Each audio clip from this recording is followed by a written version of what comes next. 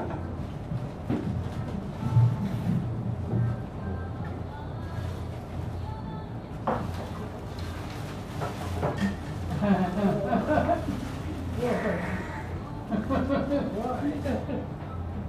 everybody, and welcome to Sacred Grounds, the longest running poetry open mic in the Bay Area since 1972. I'm Stephanie Manning, and I'm standing in for Dan Brady, who is out recovering from an operation and will turn in the ensuing weeks. And hopefully Dan will come back and really by the time of the memorial we're going to have on April the 23rd for the late Don Brennan, who just passed away last week. And Dan Brady just had an operation to close up his first surgery yesterday. So everybody send out a good thought for Dan Brady. And welcome everyone who's tuning in on the internet live via Ustream or on YouTube. Please consider paying us a visit in person sometime so that you too might partake of this wonderful place with its good food and the open mic here in the beat capital of California, San Francisco. And thanks to Mr. Natural for connecting us up with the internet. Not only a musician and a musical instrument teacher in his own right, he is an electronic genius that enables this reading to be streamed in real time for thousands and thousands of viewers. Tonight's feature is Dave Holt, but he has not yet arrived, so we'll just start our open mic, and hopefully Dave will come through by the time it's time to be up here. And let's give a hand to Teddy and Fiona, who make the food at this wonderful place. Hey, Teddy, Fiona, my favorite meal of the week. And as you might know, let's see, okay, I already announced about Don Brennan passing. Very sad, sad thing. He was one of our regular Wednesday night poets here at Sacred Grounds, and he got sick, and we're going to really, really miss Don. And we miss Dan Brady also. We also want to acknowledge and thank the accomplished poet Greg Pond, who, if we have a second half tonight, will be hosting the second half of the reading, and we will have a mini feature. Clara Sue, who's sitting right over here, and a raffle if we have raffle prizes come in the door. Any more announcements? Let's see, do we have any more announcements? Anybody have any announcements? Okay, without further ado, we'll proceed to our open mic. And the first one to read is Kenneth M., followed by Buford Bunton and Owen Dunkel. Please give a hand to Kenneth.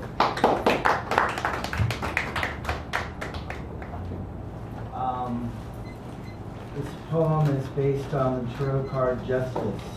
It's titled, What Can I Do? Before the beginning, all was void. Reality is an ocean of non-existent particles raining in the void. Say it. Say it. The universe is made of atoms, of stories, not atoms. It's about poise, my friends, as in poised for action, as in once more into the breach, my friends. Only this time, headlong into the abyss. All it takes is one glance. Fate is helpless when you take me in your arms, my beloved, revolutionary sweetheart, who comes to my dreams and disappears in the crowd. She dances alone in her room in the dark, in the mirror, with her eyes closed. She is beautiful, but does not seem to want you to know. Stomping through city streets in her heavy, heavy boots and slumpy clothes and a heavy bag. She scowls as often as she smiles, and that is not often. She is beautiful, but does not care about that. Something she does not own and everyone wants a piece of. It's about poise. Once more into the breach, my friends. We are called to build a just society. Fate is helpless. She is beautiful. What can I do? Tell me, what can I do?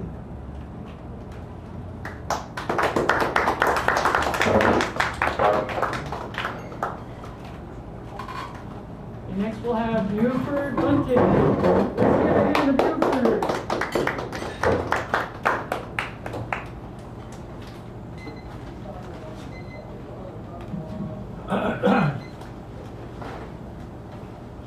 This is called Mr. Castorena.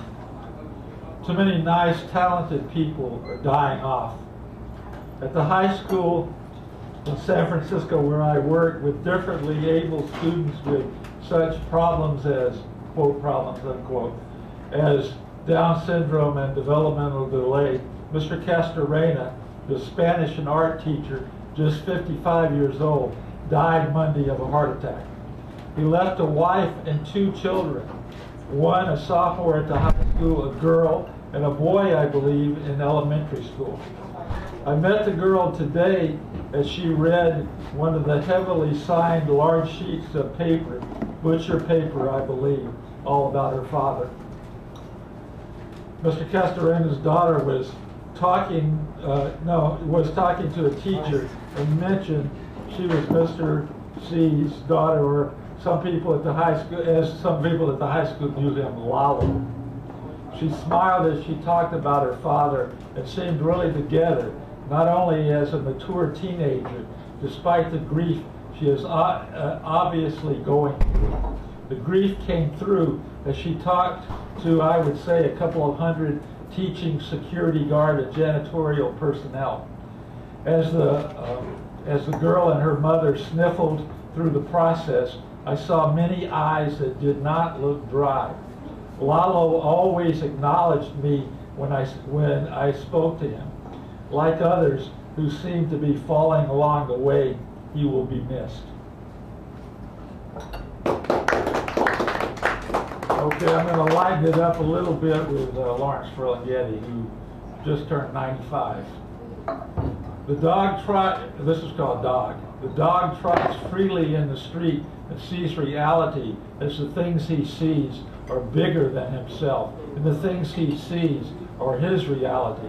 Drunks in doorways, moons on trees. The dog trots freely through the street, and the things he sees are smaller than himself.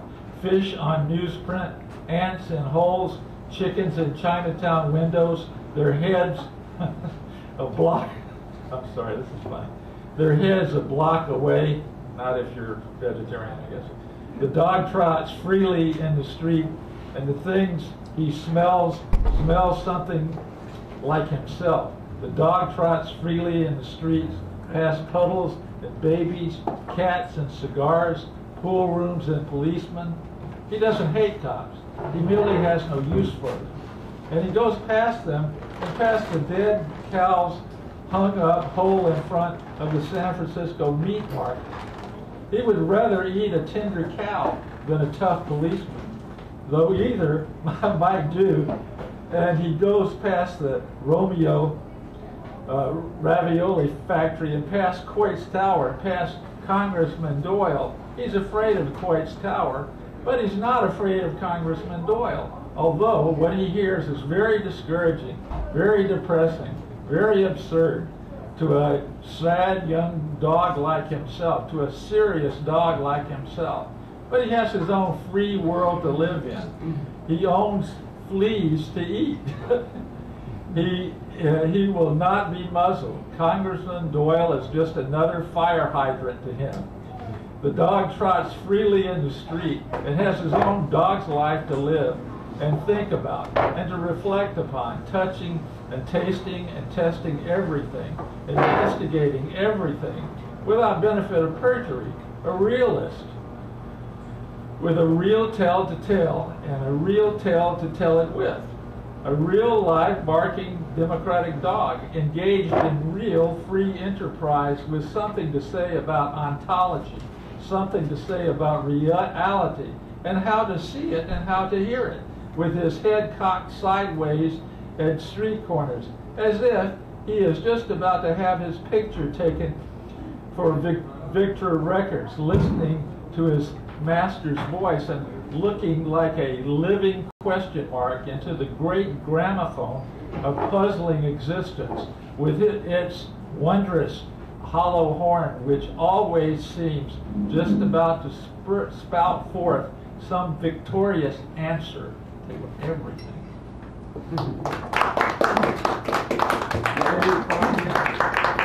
That's why I've only done gold. Yeah.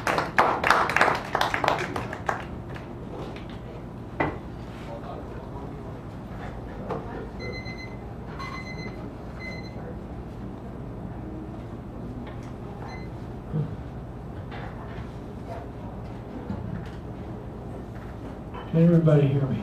Yes.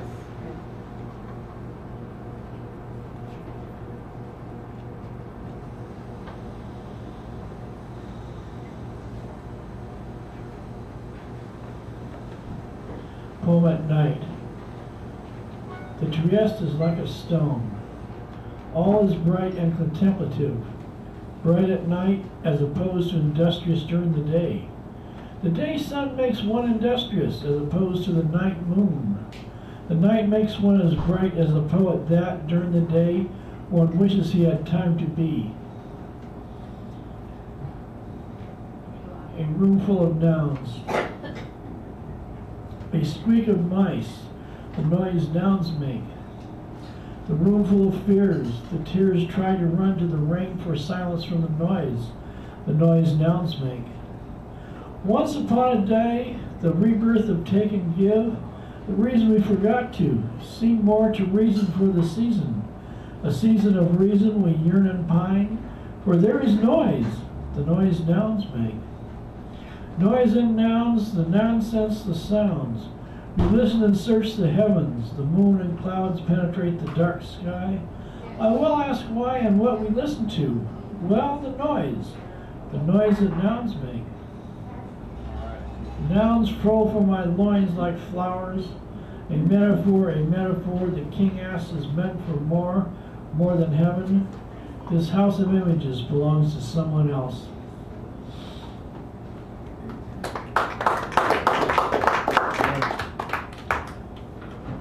Two more poems. Turn up your heart, the moon is full. 2. The morn of the moon is in morning. Another poem. I am like a boat, snoring at the mooring. Poema appassionata. Set this house on fire. My thrust sets the world on fire. I sometimes think I am at the top of high achievement and excruciating responses. High excitement and high achievement. Only Henry James. History is dark. Another poem. The icy trees in North Beach I cannot reach, for I'm just a small boy that is yet to be obeyed.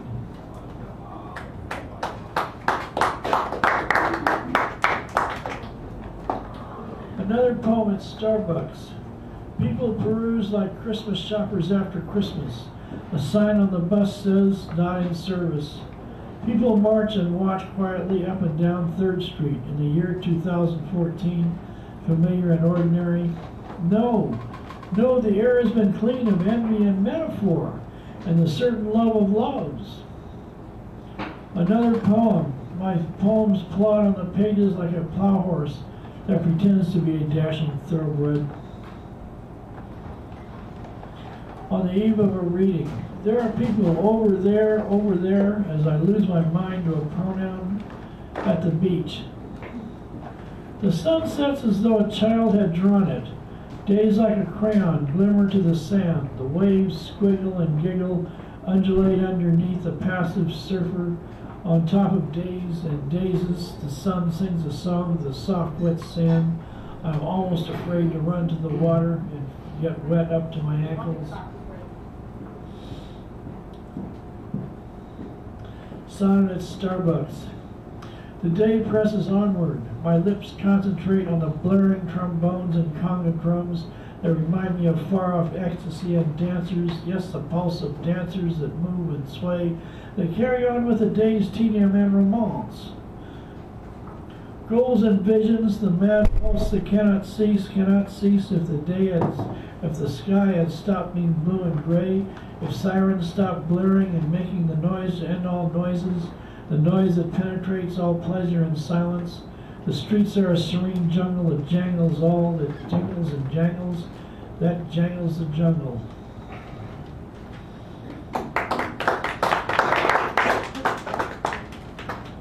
Away, atop the world, the debris is a rubble of cinders and the adjustment of it all. You are reborn 1,000 times. Ball and chain, struggle with the night and stubble to show for it all. Grub and make, double or nothing. That's the way it is. The gall, the nerve. You wind up meaning nothing. Stall around, that's the best you couldn't do. A bubble I try to burst and hope it will not pop. And start, that's how it goes along. Merry men learn from their mistakes. They stop, then go. Routine faults lie at that. Nary a hair, that's what I wonder at, and I try by not trying to put my head in the sand. Okay, thank you very much.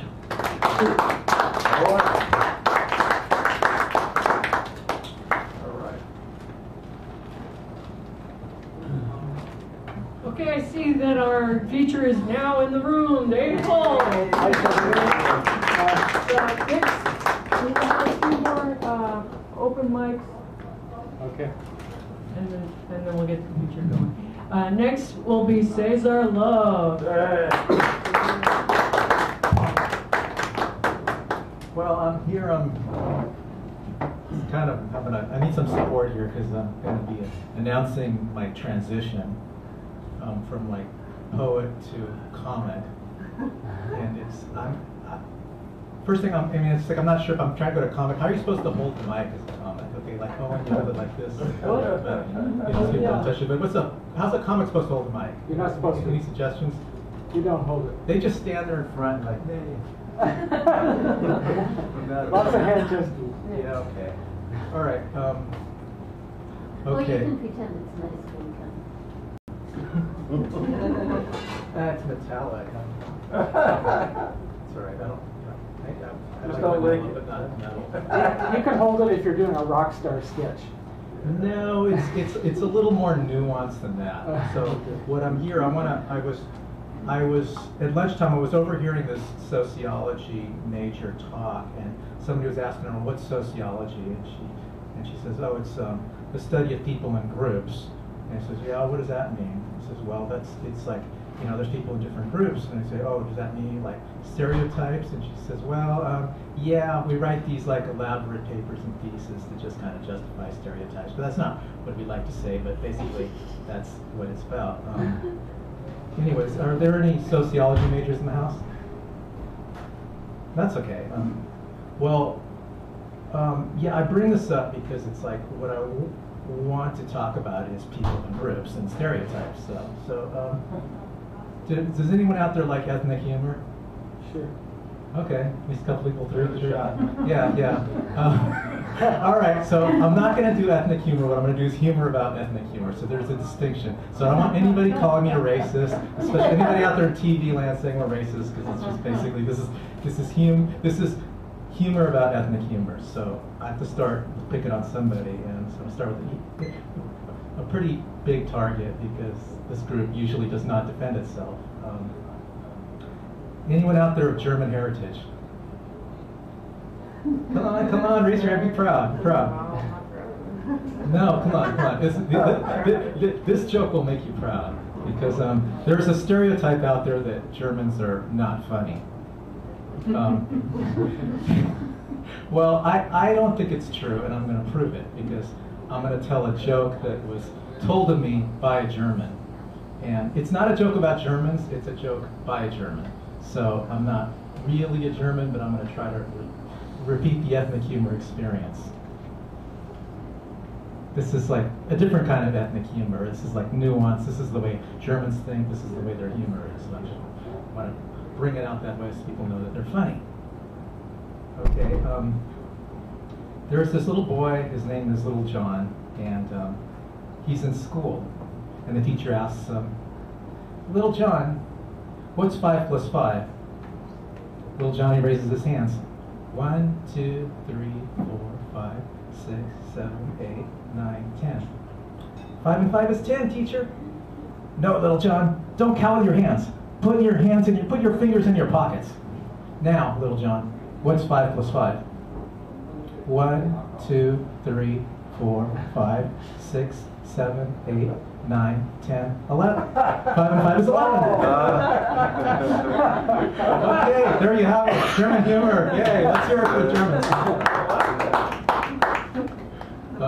Okay, so got another story about dealing with stereotypes and living with them and just having, okay, we're in San Francisco and we're all kind of progressively minded. We like to say we like everybody and accept everybody and we're not going to hate on anybody. And it's just like, okay, all right, you want to put your money where your mouth is.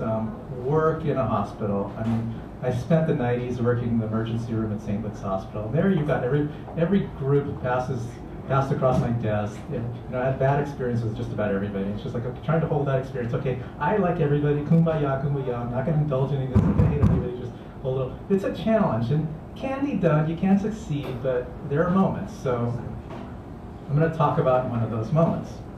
I was actually not at work. I was on my way to work. It's like I live in the Mission, and I worked the night shift, so I was a little bit late to work, and it was one of those things where you had to punch in the time clock exactly a certain time. There was going to be hell to pay, you're going to get docked 15 minutes pay, and the supervisor's going to write you up. So it's kind of like I'm heading to work pretty quickly, but I had to drop off a video first at the old Mission Branch Library. And back then, you couldn't just drop it off in the bin and run. You had to have it checked in by the librarian. So I get to the library. I'm not yet late for work. I'm going to make it. It's all fine. But there's a bunch of people milling about the desk. But I just went to the front to sort of drop it off to the librarian. I'm about to drop it off, and I hear somebody yell at me from the back. And he says, "Hey, there's a line." So I turn around, and there's this lesbian glaring at me. I thought, oh boy, what am I going to do about this? I could get in line, and I'll be late to work. I'll be docked 15 minutes pay, and I'll probably get written up by my supervisor. Or I could just kind of who knows what, just kind of get in a fight with her, I don't know. So I thought fast, and I came up with a solution. Just walked up to her, and I explained to her the situation. Look, I'm late for work. Can you do me a favor? This is due the next day. If it's not turned in the next day, I'm gonna get a fine for the video. And it's just I don't want that, and I don't want to be late to work. So can you help me out? Here, let me just give you the video. Can you just turn it in for me? She looked at me. I know you're kind, but she agreed to take it. So I give her the video. And then I run to work. I clock in. I'm in on time. And I thought, whoa, that was kind of intense. So I come to these two guys that I work with, and I sort of explain to them. I go, well, I just had a dilemma of humanity.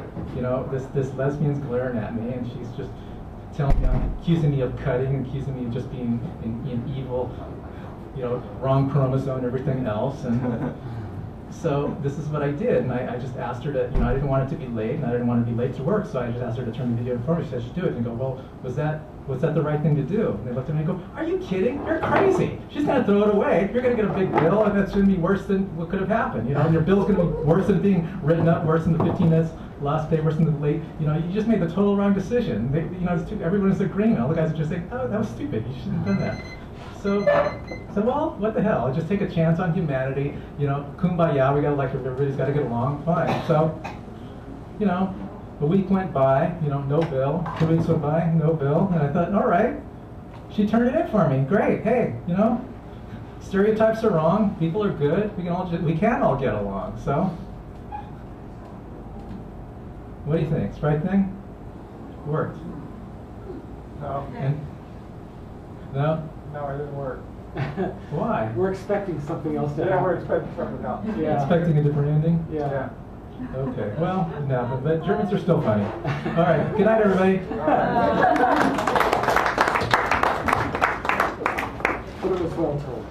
Thank you. Next we'll have Ann Leonard, followed by Karen Huff, followed by Stephanie Manning. Stephanie, there's a couple people who need to sign up. In the you can sign them up.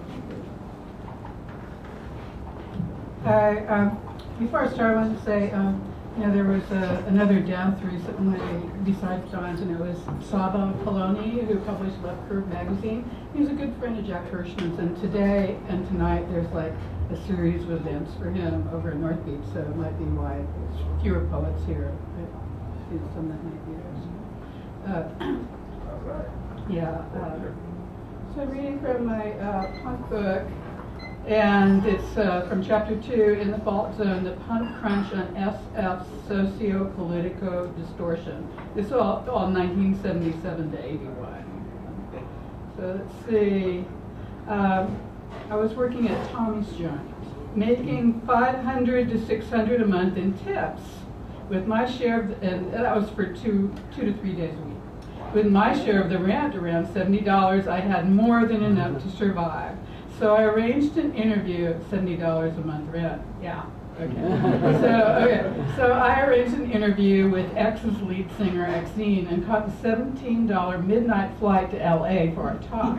I managed to get a room at the motel near the Hollywood Bowl, but first I had to have it out with a clerk who didn't want me to stay unless I had a credit card. What was he thinking of? I was trying to give him cash, after all, not stay for free. And how was I supposed to come up with a credit card when I was cocktailing a few nights a week and all my earnings were off the books? The next day, I got to Xene and John Doe's Hollywood bungalow. It was jammed with quirky collections, rows of books with the capital letter X used in the title, like the 40s potboiler, Madam X, Black Mammy knickknacks, sentimental embroidered pillows from a 50s vacation spent in Honolulu or Miami Beach, and voodoo curios and candles. A skull with an X painted on its forehead sat in the middle of the mantelpiece. After we talked for about an hour and a half, Xene and John had to go out on some business and drop me off at Brendan Mullen's apartment until they were done. Brendan, who ran the mask, wasn't there, but a 16-year-old English kid with no green card was crashing on the couch. He spent the next couple of hours showing me photos from a pile of Playboy and Hustler magazines, trying to get me turned on enough to have sex with them. I wondered how tits and twats were supposed to do that, but maybe he was used to a different kind of girl. Xene finally showed up again, and we finished the interview. It centered on the band's lifestyle anthem, We're Desperate. Always open and unpretentious, she advised, you just move from one shithole to the next. And you put up your nice things, you buy your nice things, and you always get them cheap because they're always chipped, and you put them up to make things better. And you just don't give up ever. You don't ever make yourself feel like you're poor. Xene's was the favorite of the Search and Destroy interviews I'd done. That night we went to the Mask, a crypt-like underground labyrinth, well-trashed and heavily graffitied, where we caught the controller set with Carla Mad Dog on drums. And she was the first black female drummer I'd met, and not too many of them even now. In spite of not knowing where they were going to stay, and with only $500 in their pockets after travel expenses, Ruby and Ivy had gone to England in the fall of 1978 to shoot photos and take care of some transatlantic search and destroy business. Then they went to Greece and Egypt for a bit. Debbie Dub, a dedicated punk anarchist whose dream was San Francisco, quote unquote, at the barricades, had moved up from LA and into 2436 Jones for the duration. She put out her own zine, Starting Fires, focusing on punk politics and reggae and dub music, printed on the office Xerox machine. A hardcore negative trend fan, she'd left her San Fernando Valley day job to move to the Bay Area and sold her car to finance the Trends 45 with songs like Mercenaries and Black and Red on her anti-authoritarian Heavy Manners label. As chaotic in their day-to-day life as they were on stage, the Trend was improbably one of the first SF bands to get their own single out, and Debbie was the only girl I'd heard of to independently produce a record. In LA, she and punk promoter Peter Urban had been good friends, hanging out at Canner's Deli and drinking Retsina at the La Brea Tar Pits. One night, in a mood for sabotage, they'd taken liquid steel and poured it in the slots of all the parking meters in the area. In San Francisco, Debbie saw Bart's cameras, this was 1977, Bart's cameras and microphones as the vanguard of the new technological totalitarianism. She wanted to know just how paranoid the transit system was and got together a crew to see what would bring on the security without doing anything, quote unquote, actually illegal. She came home complaining. We were handing out posters and tried to interview the trains operator, and the BART police were on us. They wanted to get me for taking the phones off the hook, and arresting somebody for that is pretty fucking paranoid. We were walking under dark clouds in November of 1978. The Jonestown suicides with the murder of Representative Leo Ryan on the 18th and the assassination of Mayor Moscone and Harvey Milk 9 days later had the city reeling. A new conservative administration catering to big business took over and started tightening the reins.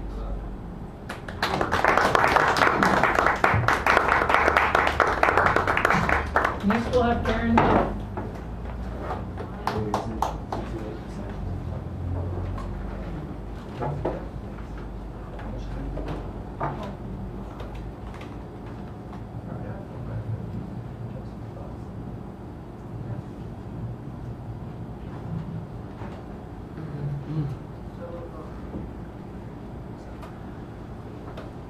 Gotta say, in terms of Lawrence Ferlinghetti, I left home at 15, faking being 22, and called home 9 years later. So about a year and a half after that, I was living in Venice, California, and hanging out in this coffee shop on the beach where you couldn't see too much because of the cigarette smoke and pot smoke and hash smoke and all that kind of stuff, and they made really good brownies too. And I started writing poetry when I was about 12, and I basically wrote sonnets in iambic pentameter. And there was a night in that coffee house that I will never forget. I heard Lawrence Ferlinghetti and Coney Island of the Mind, and it changed my entire view of poetry. So I'm really glad to hear he's 95. When I am alone, I sing off-key, but with a diva's passion. Paint surrealistic canvases even I don't understand. When I am alone, I ramble along beach and dunes, down streets just to explore, into stores that do not interest me. When I am alone, I eat asparagus with my fingers, drink wine with cereal, forget to comb my hair. When I am alone, I write poems and stories that sometimes do not work. Send them off to caves where editors like minotaurs hold forth. When I am alone, I imagine sailing to Madagascar or weaving a dress entirely from daisies and Spanish moss. I dream of building a three-masted schooner starting with raw lumber, or dancing beneath the moon in some romantic port I have never seen, even in dreams. When I am alone, you drift across my mind like morning fog, causing involuntary smiles, soft waves of desire, and an impulse to reach for your hand.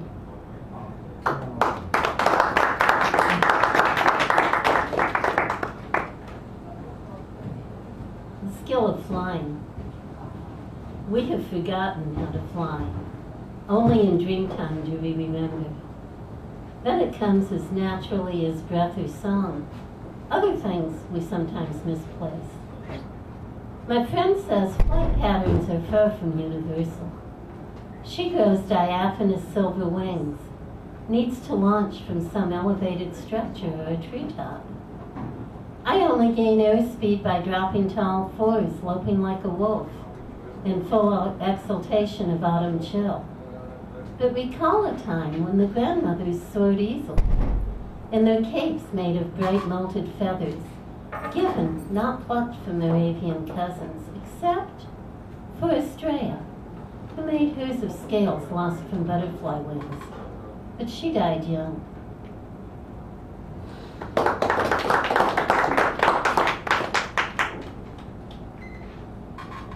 Fraggle.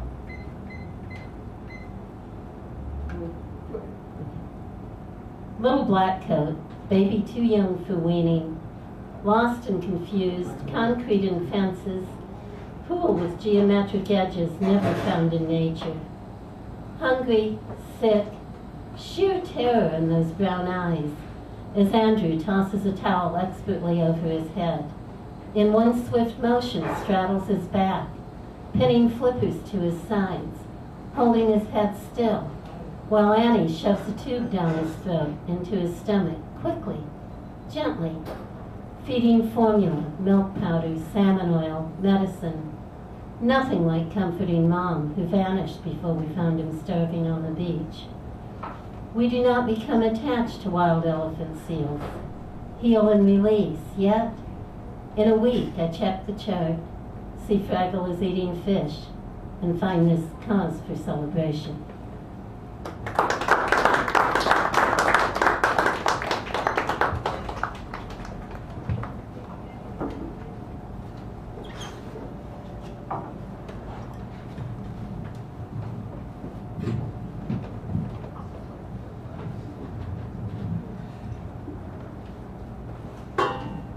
And a little more on the subject of Ferlinghetti. I'm going to read 3 poems from Coney Island on the Mind, which he wrote he published in, I think, 1958. And I, too, about 40 years ago, had to memorize a poem by Ferlinghetti. I thought that was really great. It was the dog poem, the Buford. And this, anyway, this is called The Coney Island of the Mind.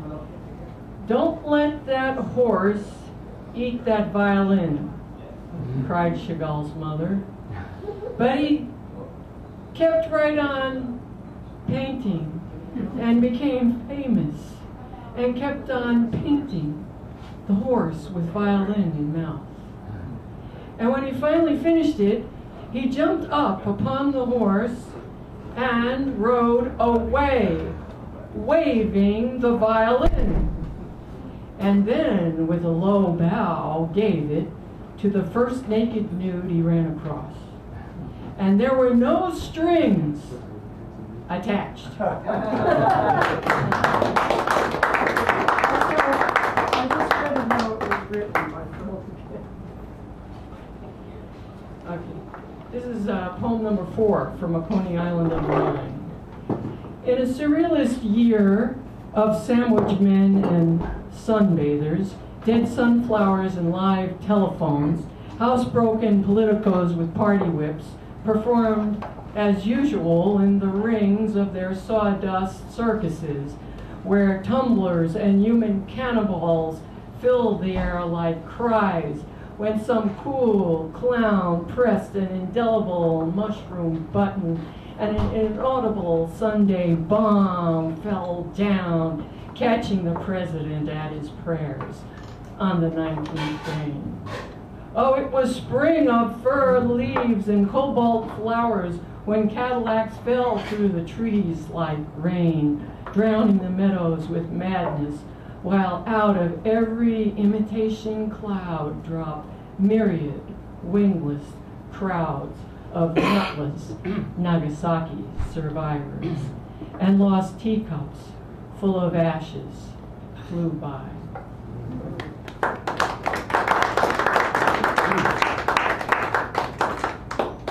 And this one's called Constantly Risking Absurdity, and it's poem number 15 in the same book. Constantly risking absurdity and death wherever he performs, above the heads of his audience. The poet, like an acrobat, climbs on time to a higher wire of his own making, and balancing on I-beams above a sea of faces, paces his way to the other side of the day, performing entrance shots and sleight-of-foot tricks and other high theatrics, all without mistaking anything for what it may not be. Who must perform, perceive, taught truth before the taking of each stance or step in his supposed advance toward that still higher perch where beauty stands and waits with gravity to start her death-defying leap.